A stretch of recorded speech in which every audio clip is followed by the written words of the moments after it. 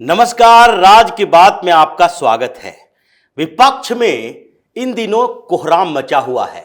कोहराम मचने की वजह कोई और नहीं बल्कि 3 राज्यों में चुनाव के परिणाम हैं।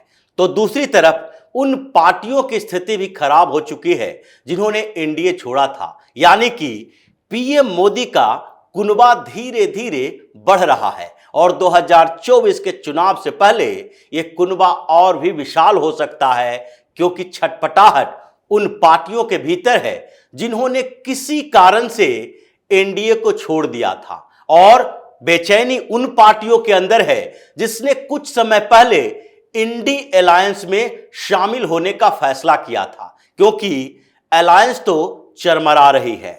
इंडी अलायंस के बीच परेशानियां इतनी बढ़ गई है कि धीरे धीरे एक एक पार्टी करके बाहर का रास्ता देख रहे हैं। और इस बीच जिस तरीके से भारतीय जनता पार्टी ने 3 राज्यों के चुनाव जीते, परेशानी उनकी बढ़ी और कुनबा इनका बढ़ रहा है। चर्चा इस बात की तेज तब हुई जब इंडी अलायंस की बैठक को रद्द कर दिया गया। ऐसे इन लोगों ने कहना तो शुरू किया है कि ये रद्द नहीं किया गया बल्कि पोस्टपोन्ड किया गया है, समय बढ़ाया गया है, 17 तारीख को हम लोग फिर से बैठेंगे। लेकिन बेचैनी इस कदर है कि पहले मल्लिकार्जुन खड़गे को बोला गया था कि आप लोग एक एक पार्टी के नेताओं को फोन करके बोलिए कि हम इंडी अलायंस की बैठक फिर से कर रहे हैं और 6 तारीख को यह बैठक दिल्ली में मल्लिकार्जुन खड़गे के आवास पर होगी। यह उनके ऑफिस से कॉल गया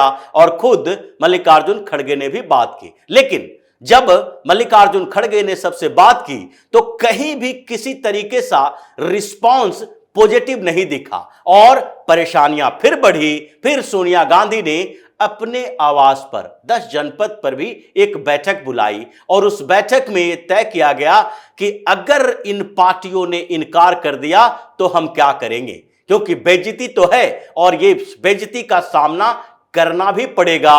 अब अंतिम समय है, अब ज्यादा समय नहीं है लोकसभा चुनाव में, और जिस तरीके से भारतीय जनता पार्टी की जीत हुई है, हिंदी पट्टी के क्षेत्रों से कांग्रेस गायब हुई है, ये परसेप्शन क्रिएट हो रहा है कि कांग्रेस अब ज्यादा समय तक भारतीय जनता पार्टी को चुनौती नहीं देगी। चुनौती उन राज्यों में होगी भारतीय जनता पार्टी के लिए जहां पर रीजनल पार्टियां हैं। लेकिन इन रीजनल पार्टियों को लग रहा है कि क्या सोनिया गांधी, राहुल गांधी के इस गठबंधन में हम साथ रहकर आगे बढ़ सकते हैं। इन परेशानियों के कारण कुछ नेता कंफ्यूज्ड हैं और कंफ्यूज नेताओं में उद्धव ठाकरे भी हैं और नीतीश कुमार भी हैं। नीतीश कुमार को इन दिनों लगने लगा है कि क्या हमने गलती कर दी एनडीए छोड़कर, क्या हमें मुख्यमंत्री बने रहने का भारतीय जनता पार्टी का ऑफर ठुकरा देना चाहिए था, या फिर इंडी अलायंस में आगे बढ़ के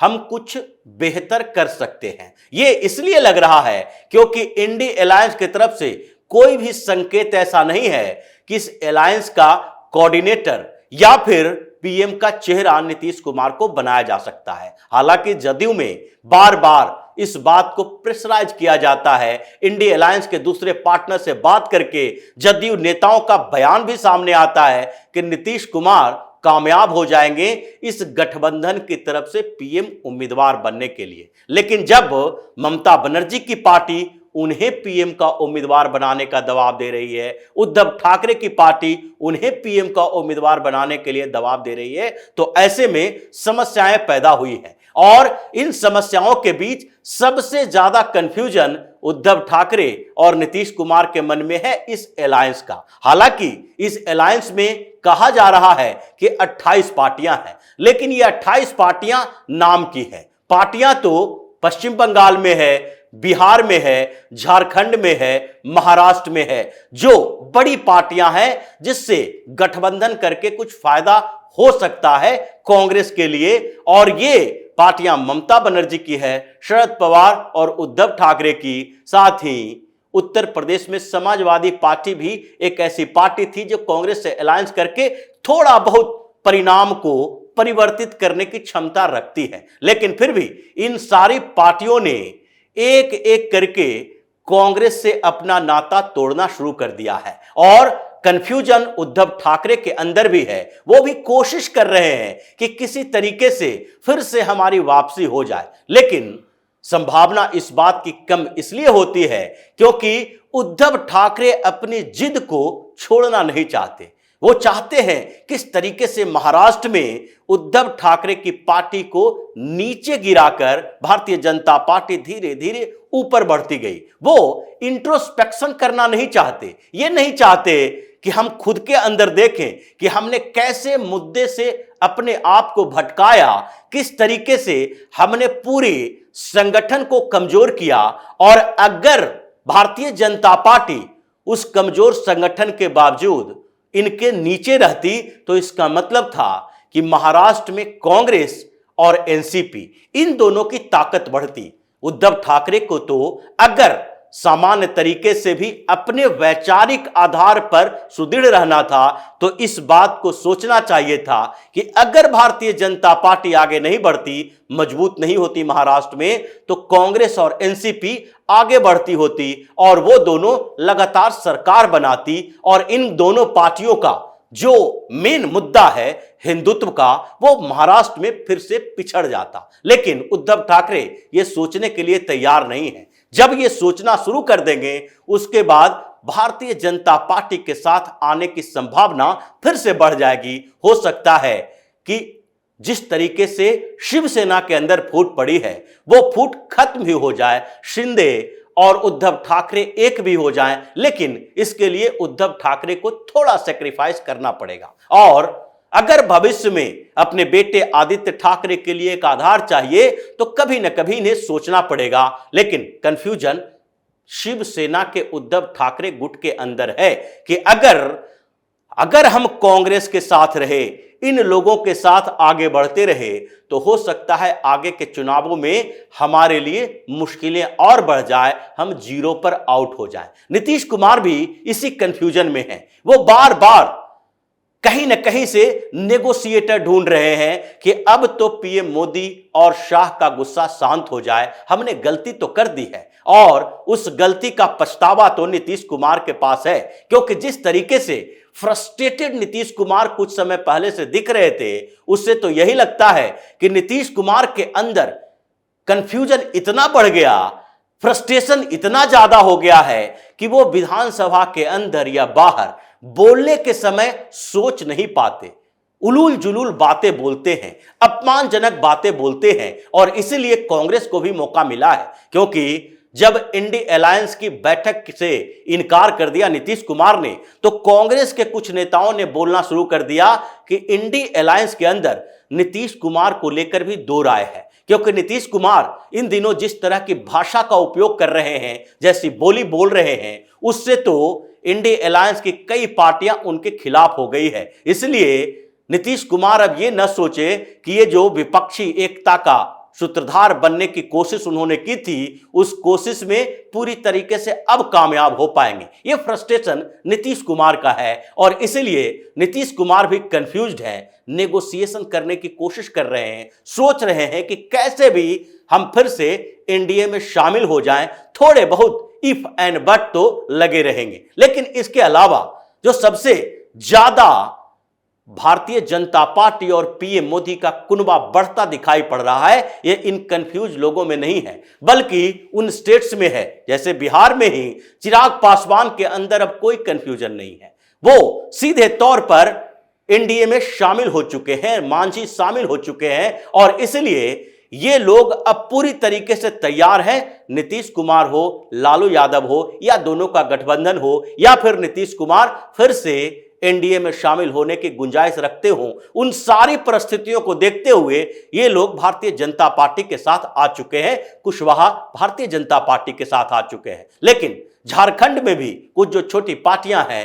वो भी अब साथ आने की तैयारी कर रही है। आजसू के साथ पहले भी गठबंधन था, बीच में कुछ स्थितियां गड़बड़ हुई, लेकिन अब इन लोगों के अंदर कोई कंफ्यूजन नहीं है कि अगर हमें राजनीतिक भविष्य देखना है, जीतना है, तो हमें साथ आना पड़ेगा। उत्तर प्रदेश में राजभर की वापसी तो हो गई है, लेकिन राजभर भी अभी कंफ्यूज थे। कुछ समय पहले तक कभी योगी के खिलाफ कुछ बोल दें, कभी योगी के साथ में कुछ बोल दें अखिलेश के खिलाफ। लेकिन इस कंफ्यूजन के बावजूद उनको लग रहा था कि अभी कुछ राज्यों का परिणाम आना बाकी है। इन राज्यों के परिणाम के बाद चुनाव जो हो रहे हैं ये तय हो जाएगा कि आगे नैरेटिव किसके पक्ष में है, क्योंकि राजभर तो पिछले विधानसभा चुनाव से पहले ही योगी का साथ छोड़कर चले गए थे अखिलेश के खेमे में। चुनाव भी अखिलेश के साथ लड़ी, बाद में वो अखिलेश से अलग हो गए। मंत्री पद का एक लोभ तो है, लेकिन फिर भी उनके दिमाग में कंफ्यूजन इस बात को है कि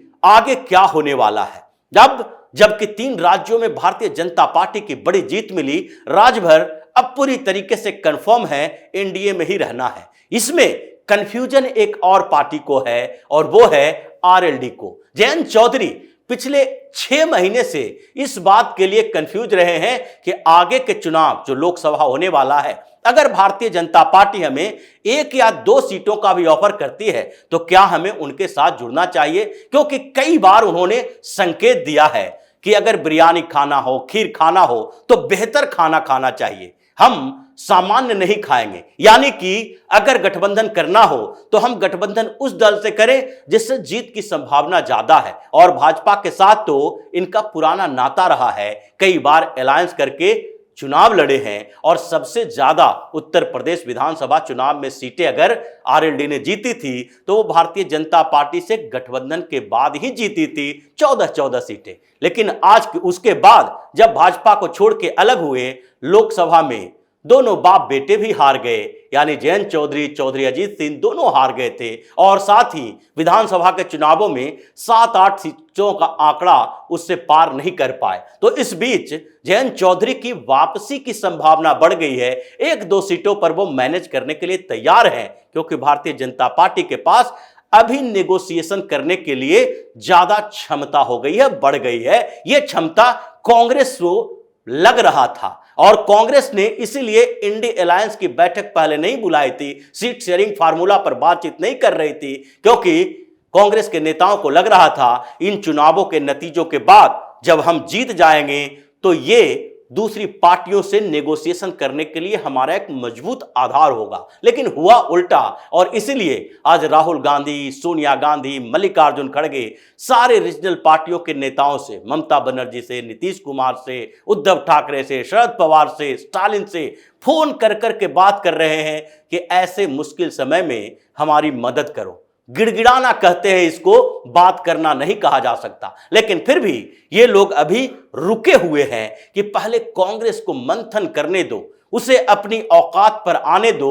उसके बाद ही हम ये डिसाइड करेंगे। और इसी तरीके से जो आजकल डीएमके के नेता, साउथ इंडियन पॉलिटिकल पार्टियों के कुछ नेता घबराए हुए हैं और बार बार ऐसे हिंदुओं के लिए या भारतीय जनता पार्टी के लिए अपशब्दों का इस्तेमाल कर रहे हैं, वहां भी एक बौखलाहट है। वहां भी कई पार्टियां जो है वो भारतीय जनता पार्टी के साथ जुड़ने के लिए तैयार है। तमिलनाडु की ही स्थिति देख लीजिए, एआईएडीएमके पहले भाजपा से अलग होने की तैयारी कर रही थी और अब फिर से जुड़ने की तैयारी कर रही है, क्योंकि अब साथ आना उसकी मजबूरी बन जाएगी। और उसी तरीके से टीडीपी भी भारतीय जनता पार्टी का साथ छोड़ के गई थी। चंद्रबाबू नायडू एनडीए से निकलकर बाहर गए थे, अब फिर से आने की तैयारी में लगे हैं। पंजाब में अकाली दल बहुत दिनों से छटपटा रहा था। इस बीच 2-3 बैठकें बादल की अमित शाह के साथ भी हुई है और मुलाकातों का दौर भी चल रहा है कि आगे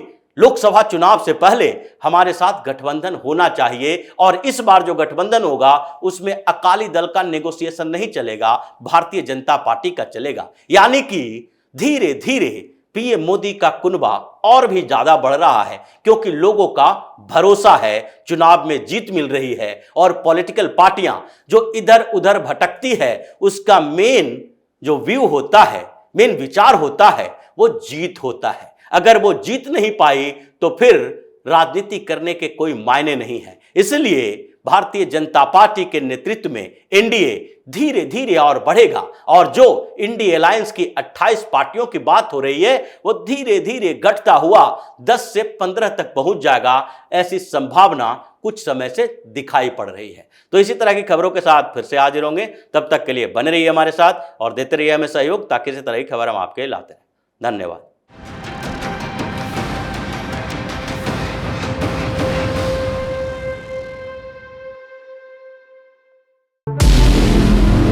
हमारे व्रत, हमारी परीक्षा, लक्ष्य तक पहुंचने की हमारी संयमित प्रतीक्षा।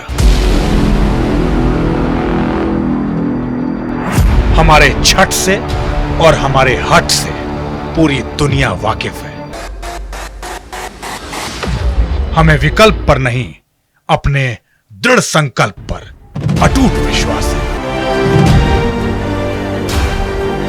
क्योंकि हार हम मानेंगे नहीं और विपरीत परिस्थितियों पर प्रहार हम छोड़ेंगे नहीं, जब तक हमारी जीत सुनिश्चित नहीं हो जाती, क्योंकि हम बिहार से हैं।